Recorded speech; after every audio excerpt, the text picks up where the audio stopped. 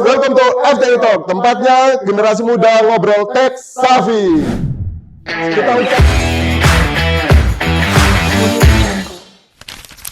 Kita ucapkan sebelumnya untuk Aji Mas Rangga ya.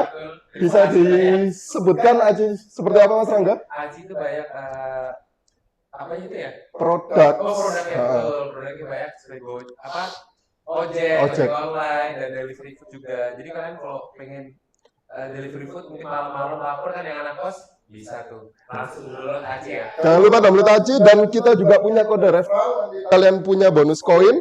Kode referralnya adalah Tufa Arvo 80 akan diketik di sini. Yuk kita akan pembahasan di podcast episode 4 Mas Rangga. Iya betul. Siapa nih Mas Rangga bintang tamunya? Bintang tamunya ini mungkin agak tinggi ya kastanya Kasta di mahasiswa fakultas ya. Kita kedatangan bintang tamu kali ini ada Mas Mail sebagai Ketua BEM dan Mas Fahmi sebagai Ketua DPM-nya dan Pak Andrian sebagai pembina ya. Bukan main-main loh kali ini. Bukan main-main ya. Betul. Lagi duduk soalnya nggak main-main. Mungkin bisa diperkenalkan dari Bapak Andrian dulu selaku pembina Fakultas Teknologi Informasi. Saya dulu. Ya. Oke, selamat siang Mas Rangga dan Mas Lana ya. Perkenalkan nama saya Andrian. Kebetulan di tahun ini mulai diamanahi ya untuk mendampingi, lebih tepatnya sebenarnya mendampingi ya dari BEM dan dari DPM. Jadi sudah berjalan kurang lebih ya 3 bulan ya. 3 bulan bulan sejak pelantikan ya. Benar. Mungkin sebelumnya pelantikan itu kurang lebih sebulan, terus sekarang jalan kurang lebih 2 bulan. Nah di prosesnya ini ya udah ada suka duka ya mungkin ya. Antara membina atau dibinasakan gitu kan dari mahasiswa BEM dan DPM ini. Ya kurang lebih gitu sih. Apalagi mungkin yang mau ditahu. Mungkin nanti poin-poin pentingnya akan kita sampaikan di poin berikutnya. Mungkin bisa dilanjutkan sama Mas Fahmi sebagai Ketua DPM di Fakultas Teknologi Informasi. Perkenalkan, aku Fahmi Alfian Akbar, Ketua DPM tahun 2025 dan 2026.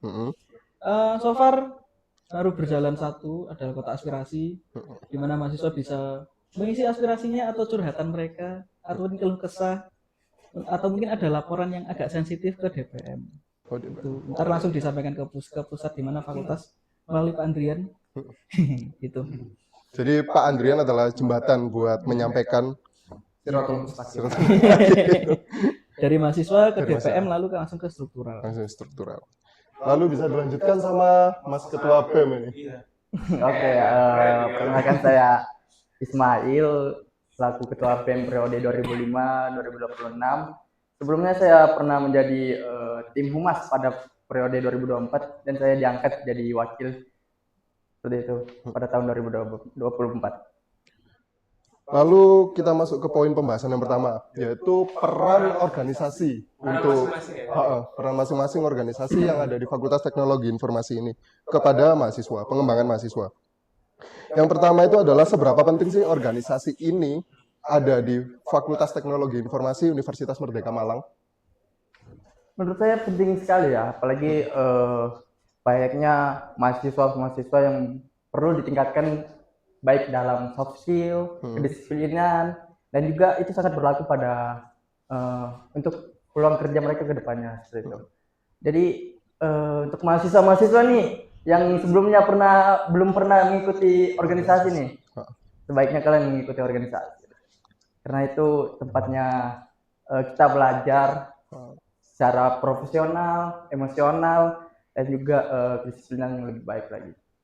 Kalau dari sudut pandang Mas Mail nih, kalau mengikuti organisasi kan seperti itu tadi, lalu apa poin yang tidak didapatkan nih? Kalau misal menjadi mahasiswa yang tidak ikut dan ikut organisasi, apakah ada perbedaannya atau gimana? Perbedaannya, kalau dilihat dari perbedaannya tentu saja ada ya. Dari mereka tidak mengikuti organisasi, mereka tidak tahu caranya memanajemenkan organisasi itu seperti apa, dalam SDM itu seperti apa. Kita belum tahu karakteristik dari masing-masing individu seperti itu. Jadi biasanya kan anak-anak ini yang nggak ikut organisasi cuman kupu-kupu ya bilangnya.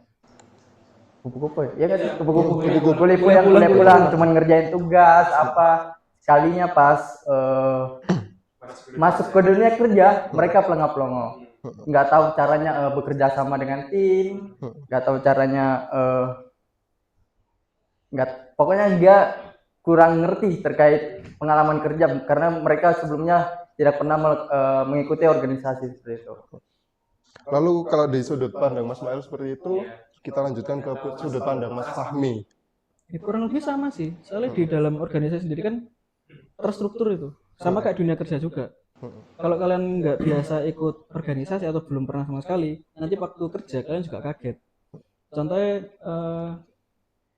ada namanya drama kantor, di mana ada permasalahan antara pekerja satu dan pekerja dua. Kalian nggak tahu cara nyelesainya gimana, lapornya ke siapa. Nah kalau di organisasi, struktur pelaporan itu ada.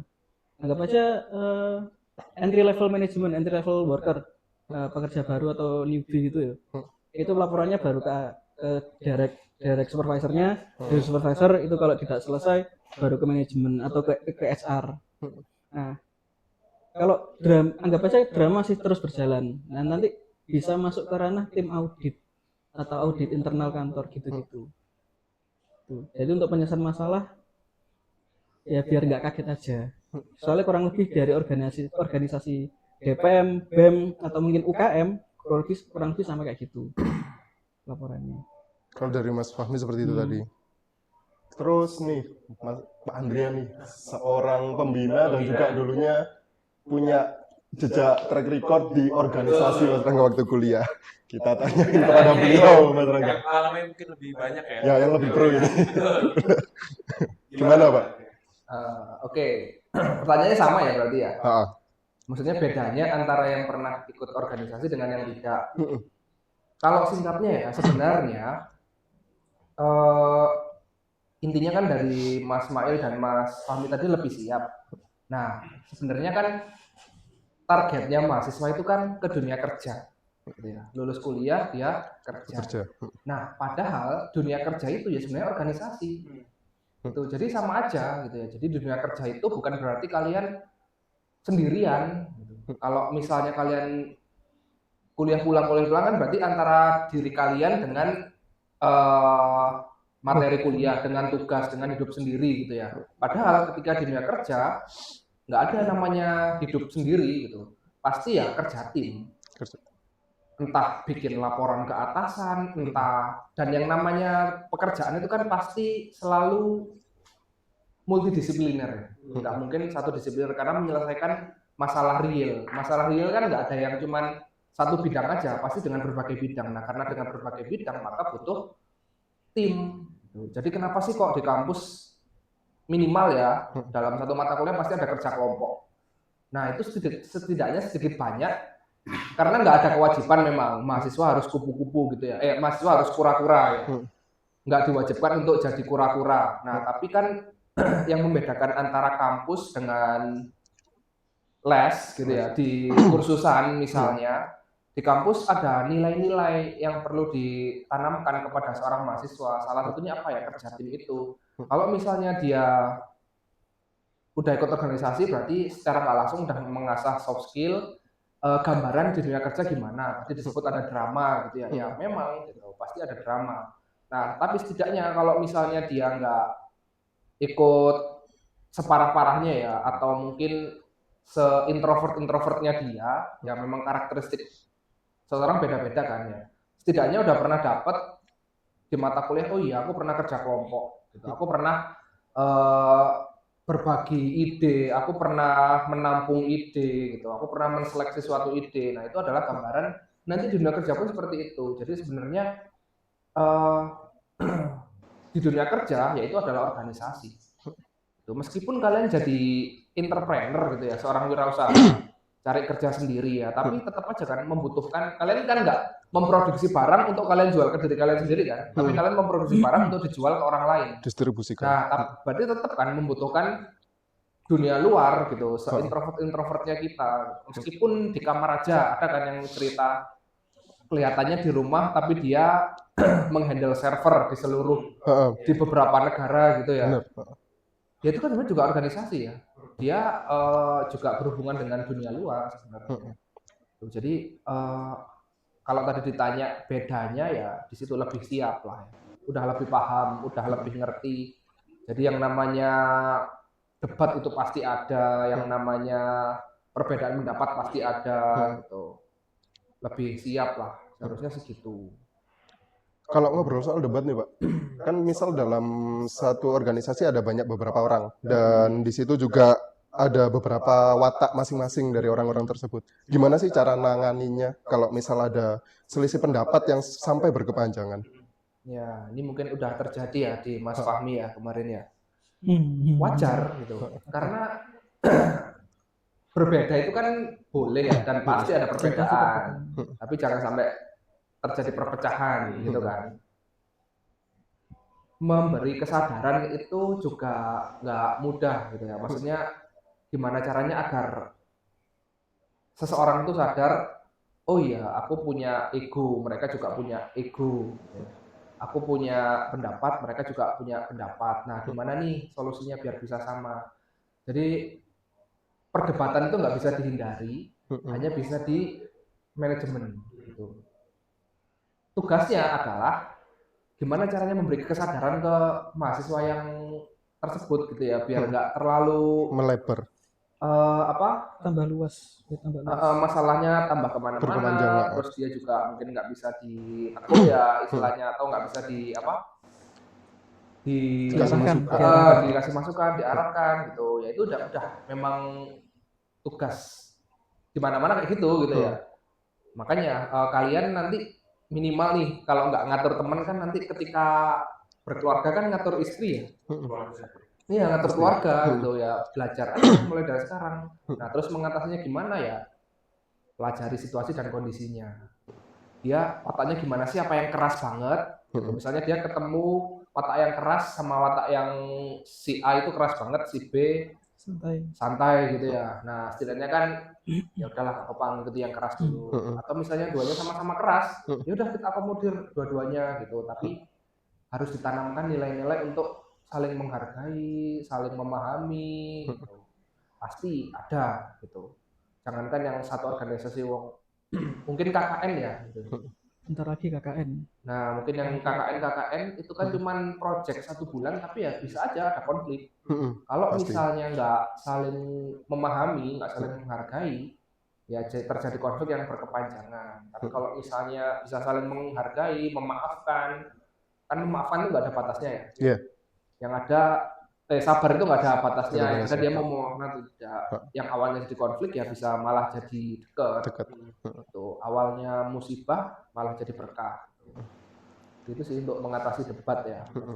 Dan berarti misal ada suatu perdebatan nih Pak, untuk yang menjadi penengah adalah ketua-ketua dari masing-masing organisasi tersebut. Nggak mesti juga. Nggak mesti juga. Kan manusia itu nggak sempurna ya. Belum tentu dia ketua maka dia harus yang paling benar gitu. Bisa aja dia ketua tapi ada kalanya dia juga mungkin, kita nggak tahu ya, mungkin dia lagi ada masalah. Atau entah masalah keluarga, masalah dengan teman, mungkin masalah dengan pacar gitu ya, mungkin ada kuliahnya. Nah yang harusnya dia itu mungkin bisa menengahi tapi dia malah lagi drop juga. Nah itulah gunanya organisasi kan kerja tim ya. Nah di situ bisa saling membackup lah gitu. Sama ketika misalnya saya di kelas kan saya juga selalu menanamkan ke mahasiswa itu, dengan saya ngajari itu bukan berarti saya yang paling benar ya, tapi bisa aja suatu ketika saya yang salah. Nah ketika saya salah, harapannya yang lainnya bisa membenarkan. Tuh, nah bukan berarti dia udah jadi ketua maka satu-satunya tanggung jawab jadi ketua harus yang paling benar, harus yang paling baik, harus nggak pernah salah. Ya nggak juga. Itu kan cuman jabatan ya, tapi ya tetaplah kita tanggung bersama gitu. Siapa yang bisa backup ya dia yang membackup gitu. Jadi nggak harus ketua yang selalu benar atau yang selalu menengahi gitu. Ya nggak Mi, gitu nggak? Iya. Harus saling backup satu sama lain. Ya kayak struktural kantor sih. Kan di atas kalian kalau kerja ada supervisor, ada bosnya lagi, ada bosnya lagi. Kalau di level bawah belum bisa, baru naik ke level tengah. Level tengah tidak bisa, baru naik ke atasnya lagi gitu. Jadi tidak semuanya, anggap aja direct ketuanya anggapnya kayak di kelasku di DPM ada ketua komisi. Kalau ketua komisi tidak bisa ngatasi ya ke Staff sekjen, khusus. kalau sekjen tidak bisa baru ketua yang turun gitu. Oke. Jadi ntar dari semua perspektif itu baru ditemukan biar ada kompromi. Di kompromi itu sendiri nggak harus siapa yang menang, siapa yang kalah, enggak. Kompromi itu kalau bisa sama-sama kalah atau sama-sama ngalah biar bisa ketemu tengah. Oke. Jadi berarti tadi kalau ada masalah mungkin bisa diselesaikan secara kepala dingin lebih tepatnya. Kuncinya Diskusi sehat. kompromi itu ya. Kompromi. Oke. apa sih Pak perubahan yang paling nyata nih buat mahasiswa kalau ikut organisasi? Perubahan paling nyata mungkin bisa Paling dimulai nyata. dari diri sendiri aja. Kalau Mas Mulai Fahmi dari sebelumnya kalau nggak salah DPMU. Iya, DPMU. DPMU. Kalau Mas Mail kan DPM fakultas sebelumnya. Dan Pak Andrian juga punya track record di waktu kuliah di BEM ya. Kata siapa itu? Kata Pak Andrian sendiri. Saya baru tahu lah. Baru tahu. Saya juga tahu. Ada kaget dikit. Jadi dimulai dulu dari diri sendiri. Apa aja sih yang bisa didapatkan dan perubahan seperti apa ketika mengikuti organisasi dari diri Mas Fahmi? Paling ketika berorganisasi kan ketemu dengan banyak orang ya, seperti kayak dijelaskan Pak Andrian, ketemu dengan banyak watak, banyak sifat, banyak tipe orang yang gimana ketika bersosial. Ya kurang lebih kayak gitu. Ntar kalau di tempat kerja juga ya ketemunya banyak anomali nih. Di DPM sendiri aja banyak anomali. Ketuanya saja ya gitu. Mumet ya. Mumet. Ketuanya tung-tung sahur ya. Ya biar ketika kerja atau di dunia lebih lu kan kalau kuliah kan masih belum menghadapi dunia secara real. Beda dengan dunia kerja sih. Kalau paling kalau konflik di kelas ya selesai di kelas ya, masalahnya ya coba gitu-gitu tok. Tapi kalau di tempat kerja konflik ya pengaruh ke pekerjaan, kalau paling buruk bisa dipecat kan pengaruh ke kehidupan secara langsung. Nah, biar ketika terjadi konflik di tempat kerja atau organisasi yang lain ya tidak kaget aja, biar bisa saling memahami dan mengerti dengan sifat-sifat yang baru, dengan sifat-sifat yang mungkin belum pernah ditemui atau baru ketemu pertama kali ini. Oh ternyata ada ya orang kayak gini.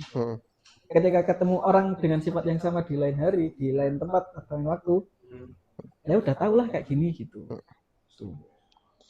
Kalau dari Mas Fahmi seperti itu tadi. Kalau dari Mas Mail? Kalau dari Mas Fahmi tadi menjelaskan tentang sifat ya. Kalau dari saya mungkin menjelaskan terkait apa sih yang perubahan yang ketika kita masuk dalam organisasi itu kan. Banyak sekali perubahan-perubahan yang saya alami ketika masuk organisasi. Yang pertama itu mulai dari yang kecil-kecil aja ya, termasuk bangun awal. Karena kita perlu bangun awal itu ketika masuk organisasi, apalagi banyak sekali program kerja yang mulainya pagi. Betul. Yang mengharuskan kita bangun pagi. Biasanya tuh anak-anak tuh kuliah jam siang, bangunnya siang mulu. Karena kita pastinya di dalam dunia kerja ini pastinya harus bangun pagi ya.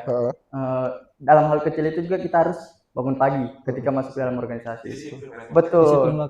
Jadi banyak sekali perubahan-perubahan yang di dalam diri saya itu perubahan-perubahan kecil ya.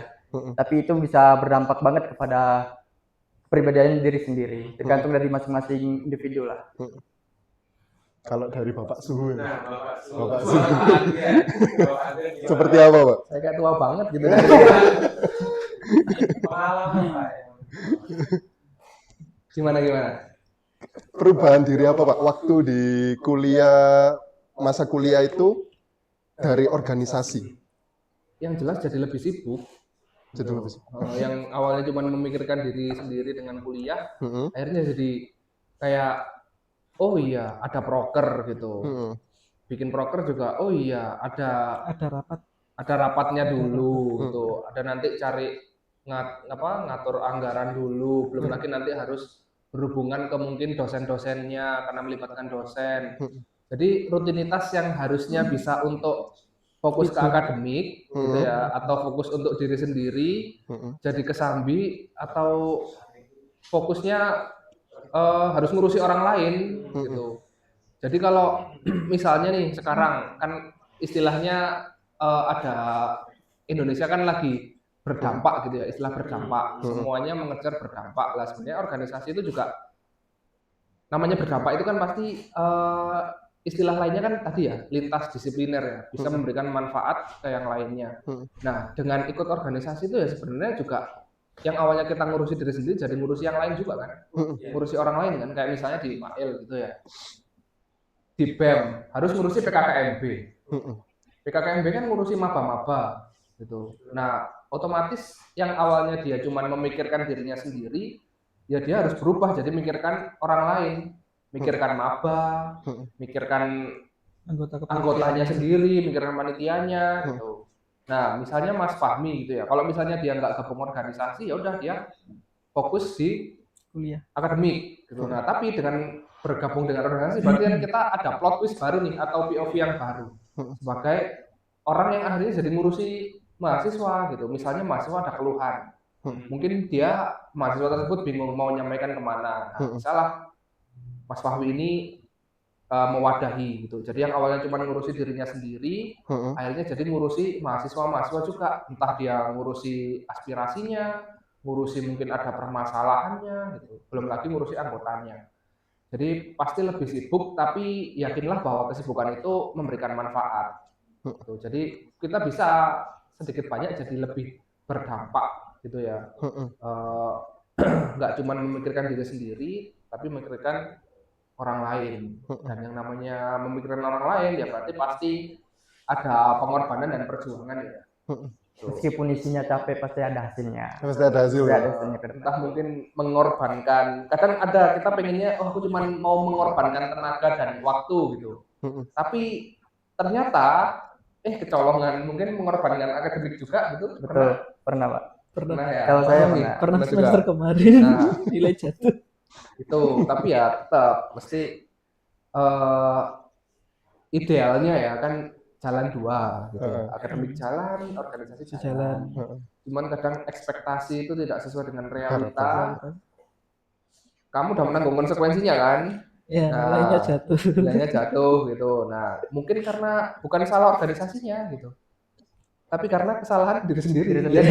Dalam manajemen waktu. Iya, manajemen yang buruk gitu. Nah, ya udah pelajarannya berarti di sini. Padahal kan sama-sama pentingnya nih organisasi dan akademik, dan udah ada contohnya kalau misalnya organisasinya jalan tapi akademik ditinggalkan bahaya. Begitu juga sebaliknya, banyak cerita juga kan yang terlalu memikirkan organisasinya, terlalu memikirkan akademiknya, organisasinya ketinggalan gitu, tidak efektif, tidak berjalan dengan gitu. bagus. Nah, jadi masalah juga nggak tanggung jawab. Jadi dua-duanya sama-sama tanggung jawab, tapi ya memang harus berjuang gitu. Dan namanya berjuang itu pasti capek, nggak enak gitu ya, lelah. Ya itu intinya perjuangan. Kalau misalnya nggak capek, lelah, nggak bercucuran keringat ya berarti namanya bukan perjuangan kan, nyantai-nyantai kan. Jadi gitulah. Ya, Mas Lana kan juga ya. Ini contoh ini. Public figure ini. Ketua BEM jalan, skripsi 7 semester jalan. Bisa kan ya sebenarnya ya. Nah, tergantung gimana cara memanage-nya gitu. Udah ada contohnya kan yang bisa jalan 2 sekaligus gitu. Nah, tapi ya memang pasti mungkin ketika teman-temanmu tidur, Mas Lana dikorbankan. Bangun gitu kan ya. Iya. Waktunya kan benar. Bukan hilang sih sebenarnya, investasi. Gitu. Jangka panjang. Diinvestasikan.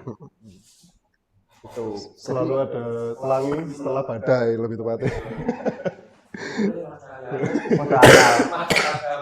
Selanjutnya nih kita ngobrolin poin ke ini. Program unggulan dari setiap masing-masing lembaga. Bisa dimulai dari Mas Fahmi dulu mungkin ya, sebagai lembaga legislatif. Program unggulan ada dialog dekanat, di mana itu nanti acaranya kurang lebih mahasiswa umum bisa datang, tidak terkecuali cuma BEM atau DPM tok. Di dialog dekanat itu nanti mahasiswa akan diberi diberi tempat untuk ngomong langsung kepada struktural. Anggap saja dari kota aspirasi itu udah disampaikan ke struktural, tapi kan mahasiswa umum tidak tahu kan apakah sudah disampaikan atau belum. pasti sudah saya sampaikan. Tapi kalau merasa ada yang belum dan pengen ngobrol langsung dengan pihak struktural, ya di dialog dekanat itu. Oh, Pelaksanaannya dari planning dari DPM sendiri itu setelah UTS semester genap. Jadi setelah semester UTS depan. semester. Berarti dalam satu periode hanya satu kali. Iya. Soalnya kan ada kota aspirasi. Hmm. Kalau urgensinya masih santai, anggap aja ada beberapa urgensi. Ada yang melapor, ada yang konflik antara anak satu dan anak dua. Ya itu langsung ditangani langsung kan. Tapi kalau ada curhatan soal Mas parkirnya FTI kok 2000. Nah, Aduh. itu masuknya di dialog dekanat yang disampaikan Dekanat. diwakilkan oleh Komisi B. Oke. Kalau selain dari dialog dekan, Paling di awal semester depan masih planning sih ini ada sekolah legislatif. sekolah legislatif. Kan kita kan tidak memungkiri termasuk saya kan tidak tahu bagaimana persidangan itu berjalan. Yang boleh izin bicaranya gimana, izin keluar dari ruangan gimana. Terus kalau ada pending bagaimana, ya gitu-gitu. Jadi yang wajib datang nanti Mas Mail dan jajarannya, DPM juga wajib hadir. Lalu dibuka untuk umum juga nggak? Iya dibuka untuk umum. Kalau ada yang pengen tahu. Kayak pelatihan sidang gitu modelnya. Iya kurang lebih gitu. Lalu setelah itu, apakah Sementara masih itu sih masih mikiran juga mau tambahan proker apa lagi. untuk mahasiswa-mahasiswa yang ingin menyampaikan bisa melalui Instagram DPM FTI ya? Bisa disampaikan lewat situ. Bisa di DPM FTI sendiri nanti ada link kota aspirasi dan juga ada Instagram saya. Jadi kalau mau DM mau lapor langsung boleh ke saya. Lapor. Langsung.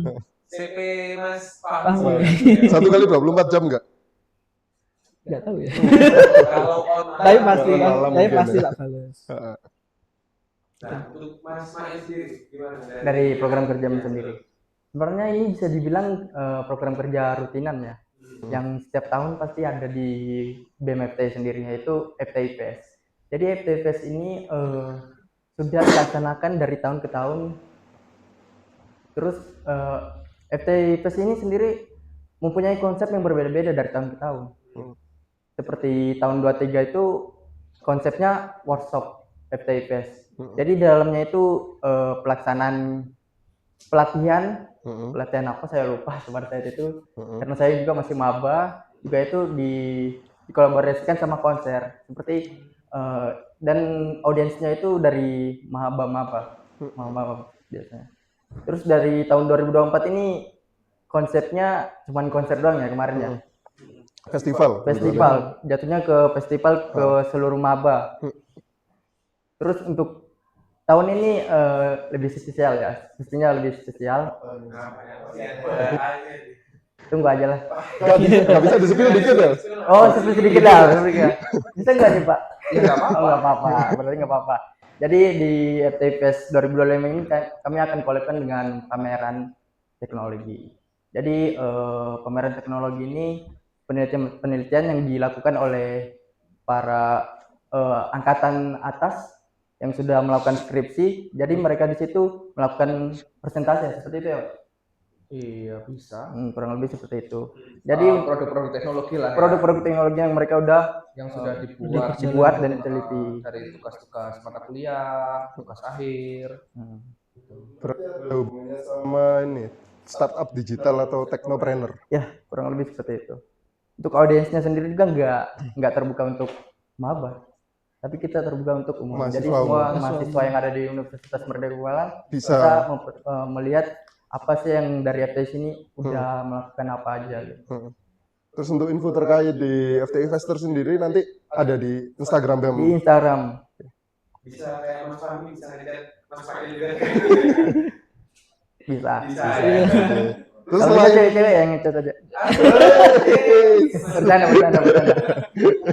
Lalu dari program FTI Fest itu kan yang program unggulan pertama nih, ada nggak program lagi unggulan yang kedua atau program-program berikutnya? Sebenarnya dari tahun ke tahun juga saya belum terlalu mengerti untuk program kerja dari BEM yang tahun lalu itu keunggulannya apa aja. Untuk sekarang saya fokuskan ke studi tour.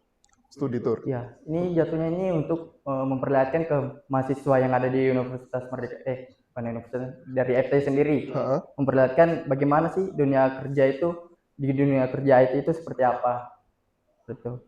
Jadi mereka nggak hanya belajar di kampus saja, jadi mereka bisa belajar di perusahaan.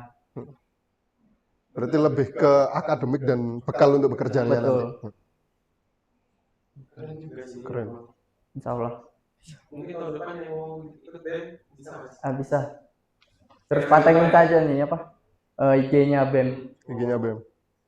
Lalu poin berikutnya nih, pertanyaan untuk Mas untuk Pak Andrian. Saya kayak diinterogasi ya. Terus nih mencek kemana? semi Semi Pak ini Pak. Gimana sih Pak proses menilai suatu program yang bermanfaat Pak? Kalau sekarang ini tiba-tiba jauh banget ya, misalnya tiba-tiba program. Program kerjanya. Oh, program kerjanya. Dari program kerjanya. Yang utama itu pasti dampaknya dulu. Jadi kira-kira dari ada acaranya ada suatu acara, kira-kira manfaatnya apa ya? Yang kedua, dilihat ada masalah apa nih. Gitu. Kira-kira dari masalah yang terjadi itu bisa diselesaikan nggak pakai proker ini. Tuh. Nah, kita kan kalau dari mungkin ke para maba, karena tiap PKKMB kan selalu disampaikan ya oleh struktural, oleh dekan gitu. Jadi di kuliah memang namanya itu udah bukan siswa ya, mahasiswa ya. Ada maha di atas siswa itu kan tujuannya nggak cuman hard skill gitu ya, tapi ada soft skill. Nah, soft skill itu dapatnya dari mana? Dari BEM, DPM atau organisasi-organisasi lainnya.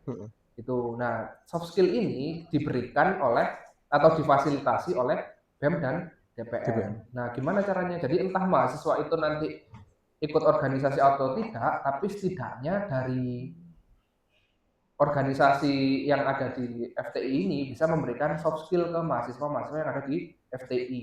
Nah, dilihat nih dampaknya, kira-kira mahasiswa itu sekarang butuh apa sih? Gitu. Kira-kira ada masalah apa sih? Kendalanya kan sekarang di sini kadang banyak mahasiswa yang belum tahu dunia kerja kayak apa. Gitu ya. Terus ada masalah apa nih gitu. Soalnya kan kalau zaman saya dulu mungkin nggak secepat sekarang ya. Jadi lulus kuliah mungkin masih bisa diprediksi, oh nanti yang ngetren ini, oh nanti yang ngetren ini. Nah, tapi zaman sekarang itu dengan adanya AI, perubahan itu terjadi semakin cepat.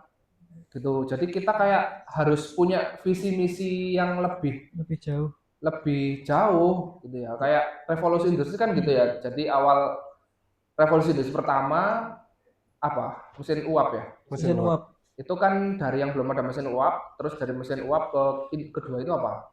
Revolusi pabrik. Ada listrik ya. Listrik. Itu kan jaraknya masih 100 tahun, kemudian 50 50 tahun. Tambah lama tambah pendek. Nah, sekarang pun juga kayak gitu. Awal ada internet. AI mungkin Mulai dari internet dulu, Pak. Dari ya, tahun internet, 19 berapa itu terus ke 2000 cepet. Sekarang ada zamannya AI, habis ada zamannya AI, sekarang semuanya kayak serba cepat gitu. Tiba-tiba udah beda zaman, udah beda kondisi. Nah, jadi proker-proker itu didasarkan pada dampaknya apa gitu. Misalnya ngadain FTI Fest, ada pameran teknologi. Nah, nanti bisa memberikan apa gitu. Pengetahuan ke mahasiswa, setidaknya mereka itu merasa dihargai. Oh, aku dulu pernah bikin tugas ini, ternyata bermanfaat ya, ternyata kepake ya, ternyata bukan sekedar berhenti jadi kertas atau proposal yang dikumpulkan, ternyata hanya nggak berhenti dinilai gitu, tapi bisa dipublikasikan agar bermanfaat gitu. Terus tadi mungkin ya Mael nambahin studi tour ya buat gambaran ya, jadi di pabrik gimana sih gitu. Saya dulu pernah ngelamar kerja di pabrik di daerah Pasuruan, kan ada garis-garis gitu ya. Nah, nggak tahu itu maksudnya apa gitu. Ya udah, saya lewat aja. Ternyata dimarahin gitu. Ternyata itu adalah batasnya pejalan kaki gitu. Padahal di jalan yang lebar gitu. Jadi nggak boleh lebih situ. Itu apa namanya, jalur lewatnya kendaraan, eskavator dan teman-teman. Nah, itu kan hal yang sepele dan sederhana, tapi kadang kita nggak tahu. Nah, nggak tahu nanti mungkin studi tournya itu entah ke ya minimal setidaknya mungkin software house gitu ya, kenal lah. SI itu tugasnya apa sih? Di dunia kerja itu SI ngapain sih? Soalnya kan kadang sering ada gap ya. Ada SI, ada TI, ada ilmu komputer. Nah, spesifiknya di mana? Gitu. Nah, bisa ngerti SI dunia kerjanya seberapa gitu. Soalnya kalau misalnya terlalu di dalam kandang aja ya nggak tahu ya dunia realnya seperti apa, Jadi kembali lagi tadi ya harus diukur dampaknya atau manfaatnya apa dan ada masalah apa dulu nih. Gitu. Yang mahasiswa itu sekarang lagi menghadapi masalah apa sih gitu. Terutama kan kalau di BEM itu memfasilitasi BEM dan DPM fakultas ya. Jadi yang diutamakan, yang harus merasakan ya mahasiswa FTI-nya sendiri. Gitu. Jadi ini sasarannya, pasar utamanya ya memfasilitasi mahasiswa FTI. Gitu, biar bisa merasakan dampaknya kuliah. Gitu. Lebih ke situ, ukur program kerja. Berarti harus diukur dari manfaat tadi. Selanjutnya nih Mas Rangga kita masuk ke poin berikutnya. ke apa ya? Pengalaman. Sebelum ke pengalamannya Mas Rangga. Ini tadi ada cerita. Apa nih? Aduh, ada apa? Mas Mail ini harus download Aji nih kayaknya. Iya kayaknya. Harus kampus jalan kaki dia. Oh iya benar. Kehujanan juga. Kehujanan.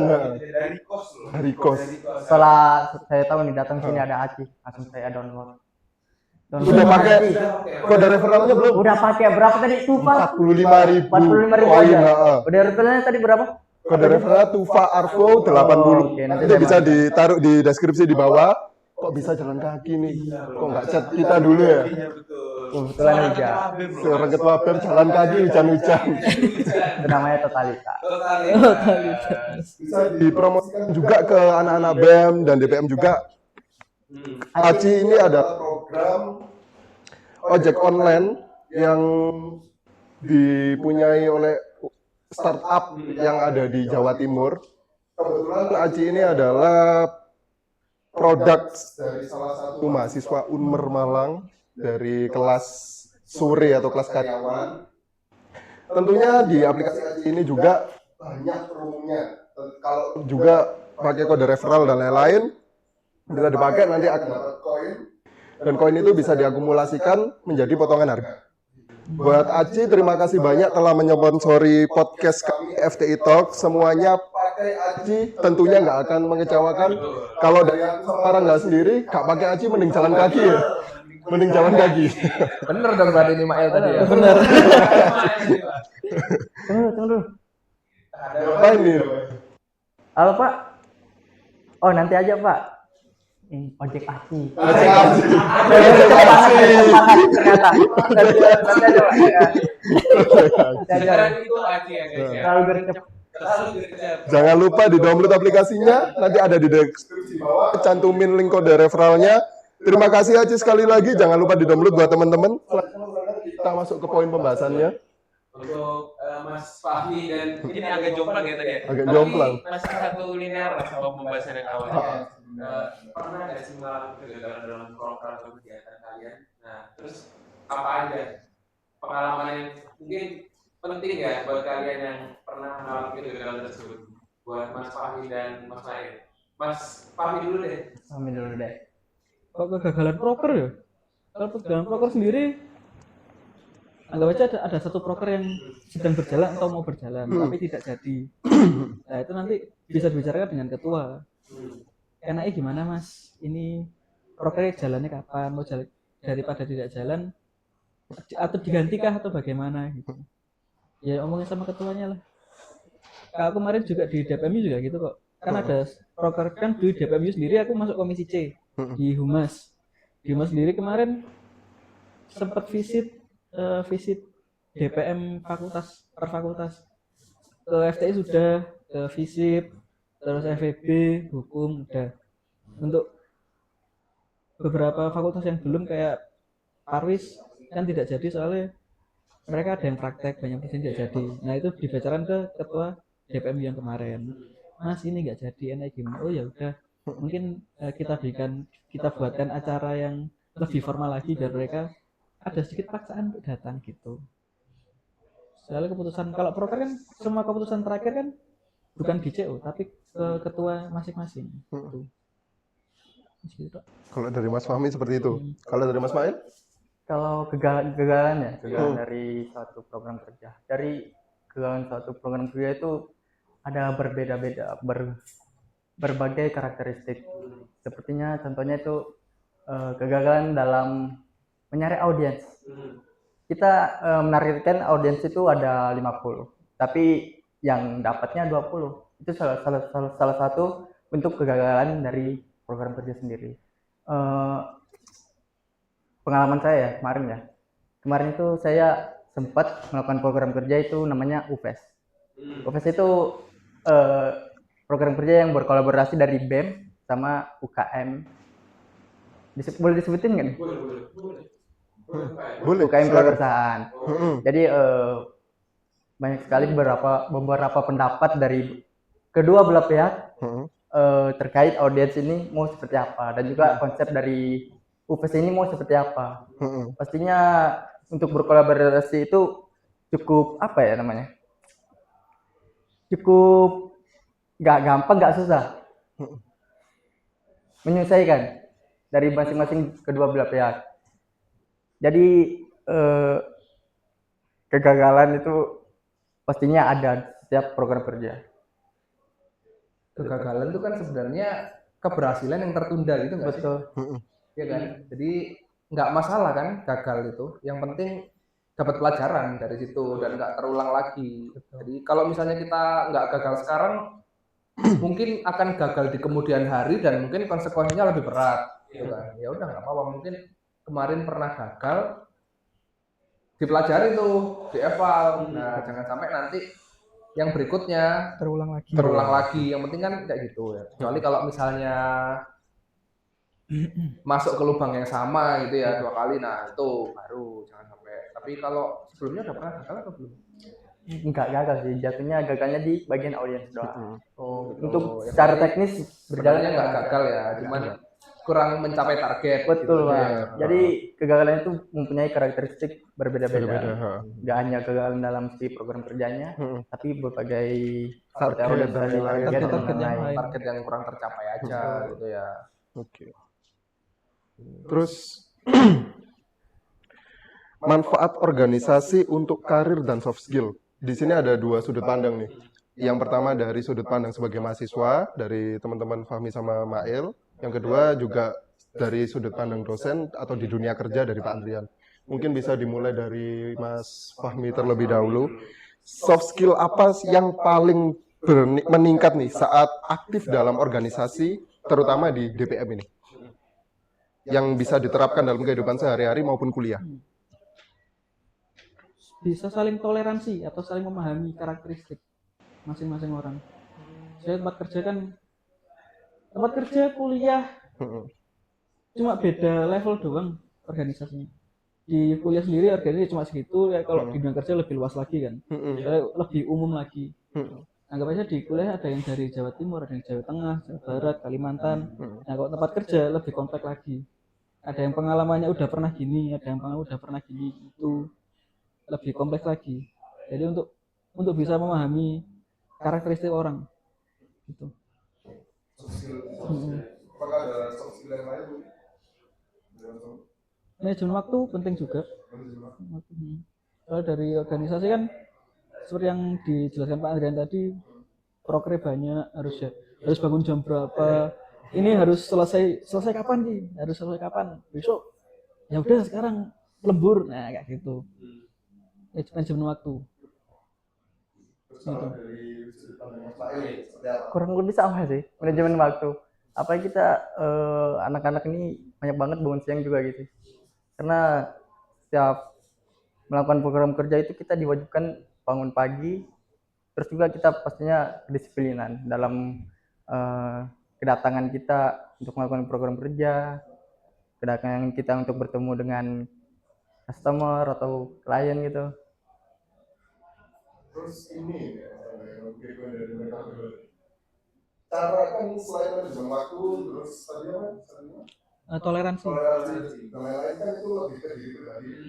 kalau dari segi yang lain dalam artian manajemen tim, Betul. Mungkin jiwa leadership perlu. leadershipnya seperti apa? Seperti apa? Yang apa yang didapatkan? Didapatkan ya. Iya. Pastinya cara manajemenkan emosional ya. Pasti kita terdapat banyak sekali anggota-anggota yang berbeda-beda pendapat, karakteristik mereka kayak gimana. Kita harus menyesuaikan untuk mereka itu seperti apa.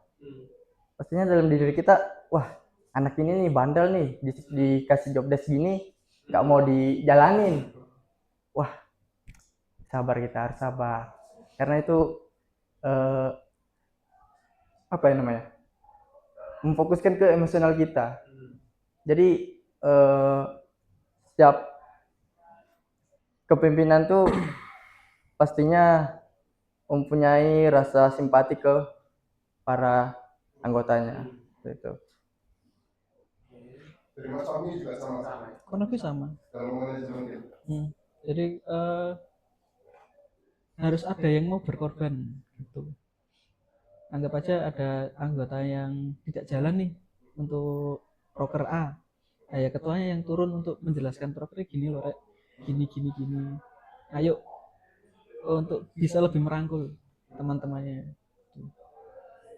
Kalau dari Bapak Andrian, di dunia kerja ini apa yang didapatkan dalam organisasi? Sama sih kurang lebih. Sama aja ya. Enggak bercanda. Emang saya nggak kelihatan kayak bercanda ya. Serius banget gitu ya. Gimana tadi pertanyaannya?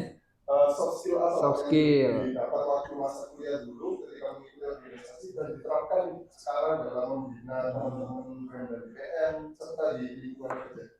Ya, setidaknya saya bisa mendampingi dengan nggak VOC lah ya. Gitu, nggak dengan cara VOC. Maksudnya ketika mungkin kan BEM sama DPM ini kan berarti mewakili wajahnya FTI kan ya. Ketika misalnya nih ada acara fakultas gitu. Nah, kan mungkin butuh kepanitiaan, minta tolong ke BEM. BEM dan DPM. Misalnya kayak gitu, entah ke BEM atau ke DPM. Nah, kita kan punya target. Tolong dibantu ya acara ini. Dengan melibatkan mahasiswa atau BEM gitu ya, mahasiswa BEM. Nah, harapannya kan kita dibantu bisa lebih meningkat nih kegiatannya. Tapi ternyata nggak sesuai ekspektasi kita. Tuh, nah mungkin kalau saya dulu nggak pernah bergabung di organisasi gitu ya, mungkin saya nggak akan sekompromi saat ini gitu. Nah, jadi saya lebih bisa berkompromi karena ngerti sudut pandang mereka gimana gitu. Mungkin ya tadi ada masalah, ada kegiatan yang mungkin nggak bisa diganggu gugat gitu. Jadi mau nggak mau juga harus lebih bersuuzon, husnuzon ya, Husnuzon, Pak. lebih ke husnuzon gitu. Sebenarnya bisa aja kan, kamu cuman alasan gitu, bilangnya sakit cuman alasan gitu, bilangnya repot cuman alasan padahal males gitu. Nah, setidaknya menumbuhkan perasaan husnuzon. Saya juga pernah iya bener ya, saya juga pernah ada di sudut pandang kalian, bahkan mungkin sampai saat ini pun juga kayak gitu ya, masih ada di sudut pandang mereka, di mana nggak jauh beda ya, kan di organisasi sibuk banget nih, banyak kegiatan. Emang di dunia kerja enggak? Ya sama aja gitu. Di dunia kerja juga kadang kita dapat tugas A, terus lagi ngerjakan tugas A, tiba-tiba datang nih tugas B. Tugas B belum sempat dilihat tugasnya apa, datang lagi udah tugas C. Kayak gitu, ya udah gitu-gitu aja terus. Jadi secara kesibukan itu sama, bahkan lebih meningkat. Dan justru memang yang lebih dibutuhkan, bukan lebih ya, tapi yang akan kebawa terus kalau hard skill itu kemampuan tentang akademik ya. Oke, apa ini? Sponsor. Miklik, Pak. Terus, Jadi kalau hard skill belum tentu kan kepake, bisa aja nggak kepake. Tapi kalau soft skill pasti jelas kepakainya, entah untuk berhubungan dengan orang lain atau sekedar untuk di masyarakat gitu ya. kehidupan di masyarakat, bertetangga itu kan pasti kepake terus, cara kita ngobrol atau berkomunikasi dengan orang lain, cara kita menyampaikan pendapat, nah itu pasti akan kepake terus. Jadi kalau soft skill kepake terus, kalau hard skill bisa kepake, bisa enggak, atau bahkan harus ditingkatkan baru bisa kepake. Itu sih kalau soft skill ya, perannya soft skill. Oke, berarti gitu aja ya tadi ya. Jadi mungkin kita lanjut aja Mas ya. Pembahasan itu. Poin yang terakhir. Poin yang terakhir ini harapan terbesar kalian untuk mahasiswa dan anggota di FTI, di anggota mungkin organisasi lembaga Mas ya, masing-masing tadi ya. Dari Mas Mail dulu deh. Saya berharap mereka bisa menerapkan apa yang udah mereka kerjakan di BEM ini, bisa menerapkan ke dunia kerja.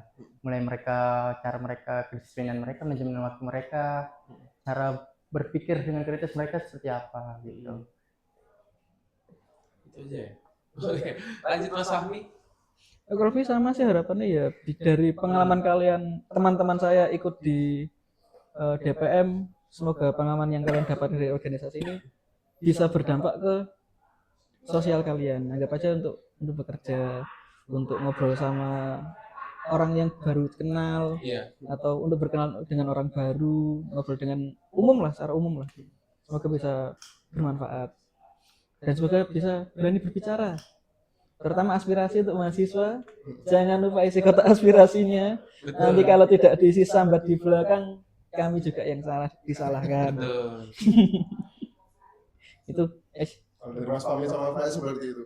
Kalau dari Pak Andrian sendiri untuk mahasiswa di FTI. Oke, jadi udah ada ya visi misi prodi dan fakultas. Setidaknya mereka tahu dulu ya visi misi. Bisa nggak sih ditampilin di sini visi misi prodi fakultas? Visi misi prodi fakultas? Oh ya, mungkin nanti. Oke. Tugasnya editor ya. Iya. Terima kasih editor ya. Iya, dengan mereka memahami itu nanti mereka bisa mengukur ke diri mereka sendiri. Aku udah dapat ini nggak sih gitu kan? Fakultas dan prodi punya tujuan memberikan pemahaman, ilmu, terus masukan untuk mahasiswa. Nah, kira-kira aku udah sesuai nggak sih sama yang ditujukan oleh prodi dan fakultas gitu. Nah, itu nanti bisa diukur, semester ini belum, semester depan mungkin belum. Kalau udah sampai semester 7 nih mungkin masih mentok belum. Nah, sampaikan ke kotak aspirasi gitu ya. Saya mungkin masih belum puas dengan organisasi yang ada di FTI, saya ingin harapannya seperti ini. Nah, bisa disampaikan gitu. Jadi biar mahasiswa juga lebih terbuka, tercapai profil lulusan yang diharapkan gitu. Jadi entah menjadi seorang teknopreneur, entah menjadi seorang data analis. Iya, entah data analis atau programmer, bisnis analis. Nah, apapun itu pekerjaannya tercapai dulu yang dicita-citakan dengan mengikuti program-program yang ada di fakultas, di prodi, dan hard skill-nya itu ya soft skill-nya ya biar bisa memberikan dampak manfaat ke masyarakat gitu. Memang kadang harus dipaksa sih. Tuh, entah dipaksa lewat nilai, dipaksa lewat tugas, dipaksa lewat ujian. Nah, tapi yang penting mereka jalan dulu lah gitu.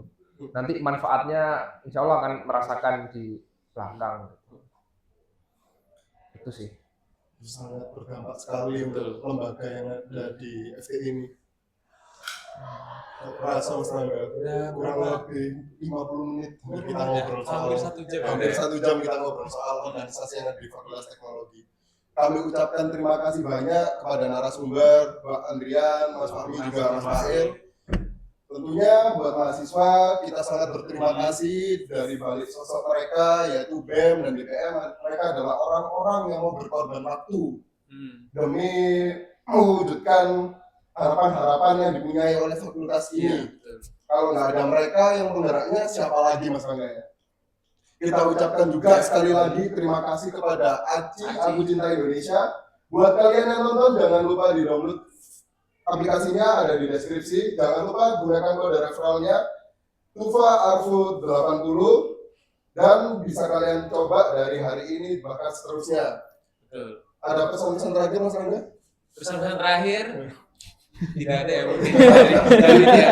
Terima kasih buat semuanya yang sudah datang dan juga terima kasih juga untuk yang sudah nonton. Stay lit, stay curious, and hope apa ya?